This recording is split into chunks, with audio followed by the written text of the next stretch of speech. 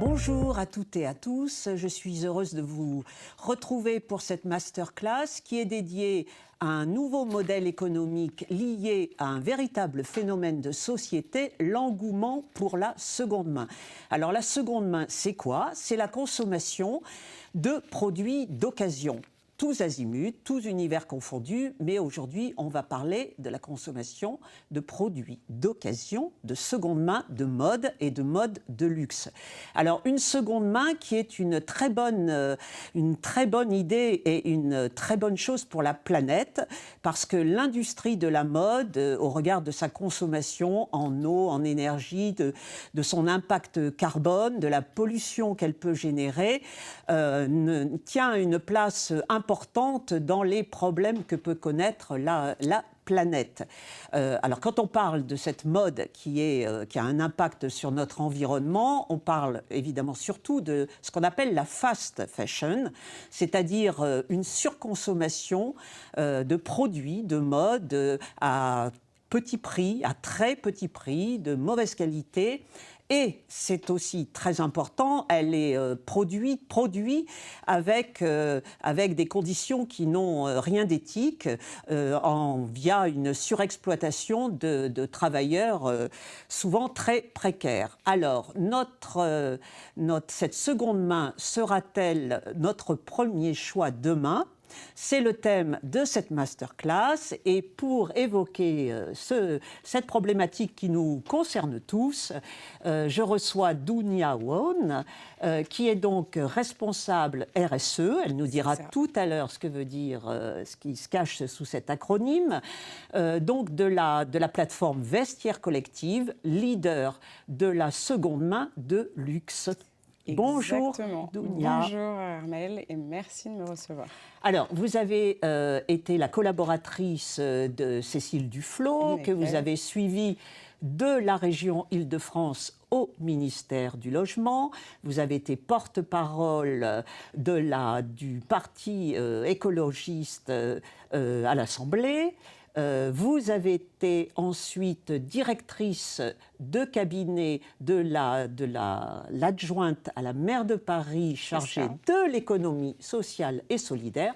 Et donc maintenant, vous dirigez la politique RSE de Vestiaire Collective. C'est intéressant de voir. Moi qui n'étais pas une consommatrice de seconde main avant, j'ai commencé assez tard, parce que culturellement, ce n'était pas du tout dans ma culture familiale.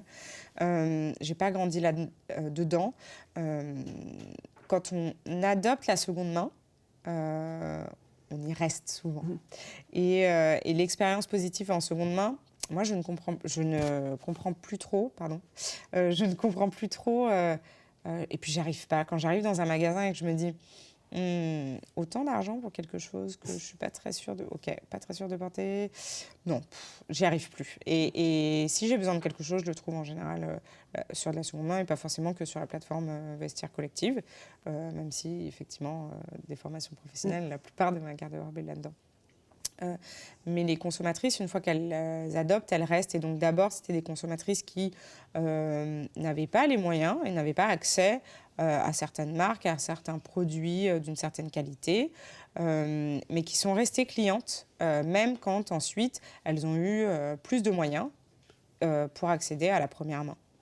Mais c'est quand même une disruption phénoménale, parce qu'il y a pas tellement de temps, la notion d'occasion, c'était surtout sur la mode, c'était quand même quelque chose qui était connoté vraiment de façon pas du tout valorisante. On achetait des produits d'occasion, voilà, c'était lié à des économies qu'on faisait.